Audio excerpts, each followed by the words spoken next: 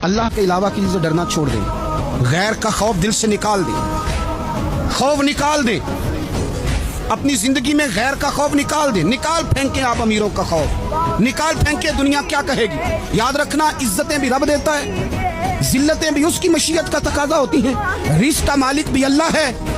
हज़रत मौला अली से किसी ने कहा कि आप अपने साथ हारस क्यों नहीं रखते, गन मैन क्यों नहीं रखते, बॉडीगार्ड क्यों नहीं रखते, तो हज़रत अली फरमाने लगे मौत सबसे बड़ी मुआफ़ज़ है, वक्त से पहले आती नहीं, आ सकती नहीं। आप गैर का खौफ निकाल बाहर फेंके।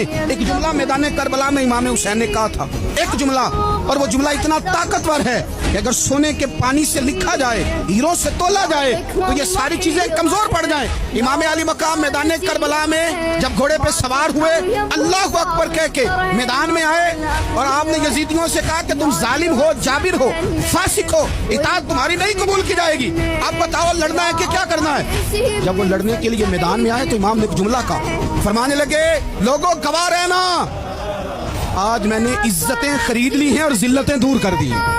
इज्जत है हमारे पास, इज्जत, जिल्लत दूर हो गई। अगर इसके जुल्म से छुप के बैठ जाते, अगर इन तलवारों के सामने कमजोर पड़ जाते, अगर इस बड़े लश्कर को पीठ दिखा देते, तो ये इज्जत वाला मामला लोगों हमने इज्जतों का सौदा किया, हमने जिल्लतें भगा दी, हमने वही सौदा किया जो हमारे अजदाद का तरीका था, जो हमारे असलाफ का तरीका था, जो तरीका हमने अली उल मुर्तदा से सीखा था और नबी मुस्तफ़ा से सीखा था।